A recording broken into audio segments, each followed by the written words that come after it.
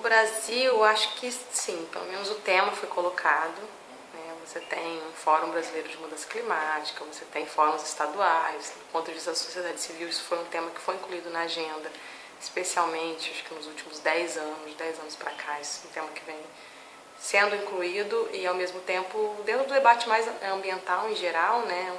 A mudança climática é um dos eixos, assim como biodiversidade, desertificação, entre outros.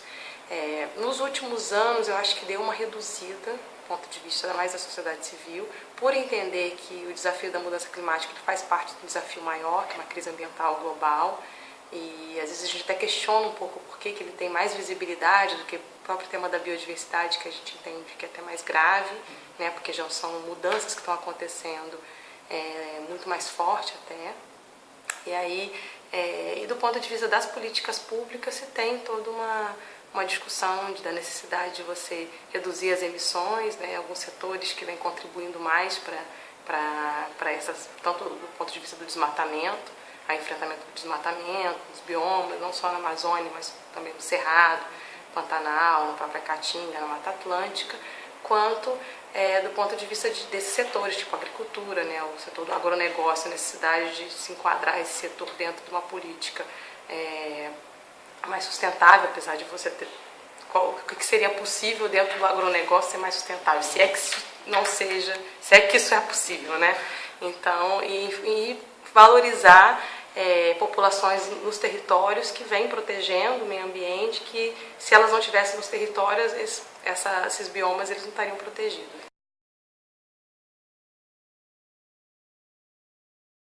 O que a gente vem sempre defendendo como forma de política pública é de que nas pessoas, por exemplo, nas florestas, né, se você pensar o bioma da Amazônia, ou mesmo no Cerrado, onde ainda existe, né, parte de floresta e comunidade tradicional, ainda existe resquícios, especialmente no Cerrado, da própria conservação florestal, né, porque você tem aquelas populações que vivem naqueles territórios.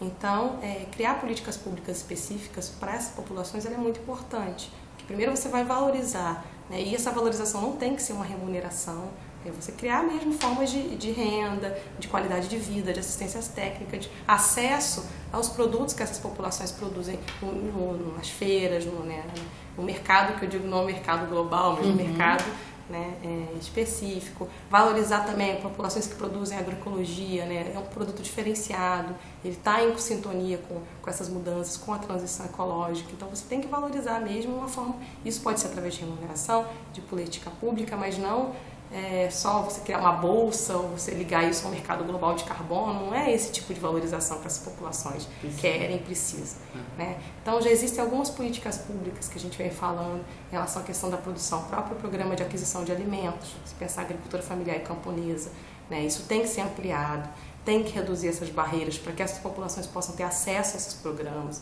ou o Programa Nacional de Alimentação Escolar, e que isso vire realmente uma política de Estado e não só um programa de um governo. Porque o nosso receio é que muda o governo, as políticas podem acabar, né, se encerrando, porque é um programa. Então, de que forma você transforma isso em legislações de política e Estado? A própria PNAPO, né, que é o Programa Nacional de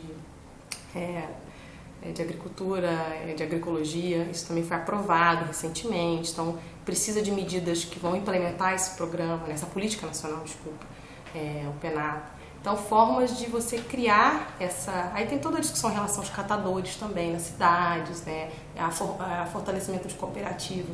Porque você vê que o Brasil, às vezes, está na lista dos países que mais reciclam no mundo, mas isso não é uma política pública. Isso é porque você tem uma condição de desigualdade social, de trabalho ilegal e uma série de coisas que fazem com que as pessoas trabalhem nesses setores. Mas isso não porque é o Estado que acha importante você criar uma política mesmo de reciclagem e valorizar quem faz esse trabalho, né? Então, de que forma você encara a política de forma diferente, né? Não é você só beneficiar setores que estão agredindo cada vez mais, criando mais poluição, mais ataque ao solo, mais problemas fundiários no Brasil, dando muitos subsídios a esses setores, né, como o próprio agronegócio, em detrimento dessas populações, da agricultura familiar e campesina, que são os que realmente produzem o alimento que está na mesa da gente. Mais de 70% da nossa alimentação é produzida por esses setores, né? É o que dá mais emprego e o que está ainda conservando o que a gente ainda tem de biodiversidade.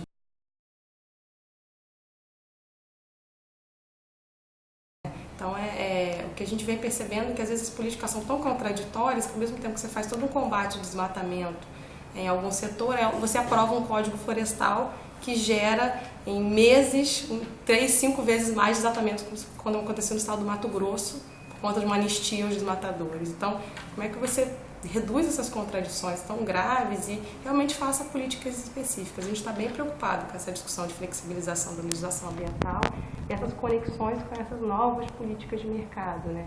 Que você tenta enfrentar o problema ambiental não do ponto de vista do entendimento mais holístico da questão ambiental, e sim somente criando instrumentos via mercado que vão só mercantilizar mais a natureza, colocar valor para os ecossistemas e mudar até a própria identidade dessas populações que estão no território.